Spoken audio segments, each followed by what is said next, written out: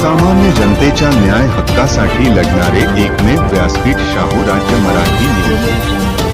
जळगाव जिल्ह्यातील चाळीसगावमध्ये भाजप कार्यकर्त्यांनी एकनाथ खडसे यांच्या विरोधात आंदोलन केले।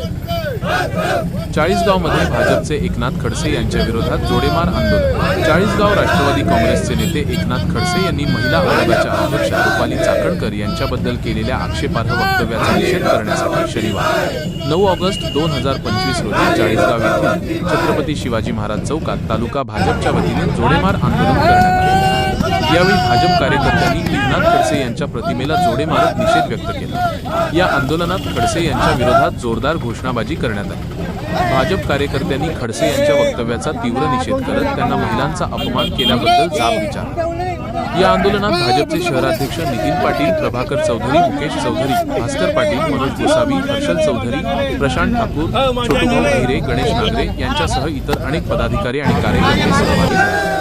खडसे यांच्या वक्तव्यामुळे राजकीय वर्तुळात नाराजी पसरली असून त्यांच्यावर चौफेर टीका होत आहे। महिला आयोगाने या प्रकरणात लक्ष घालून योग्य ती कारवाई करण्याची मागणीही कार्यकर्त्यांनी केली।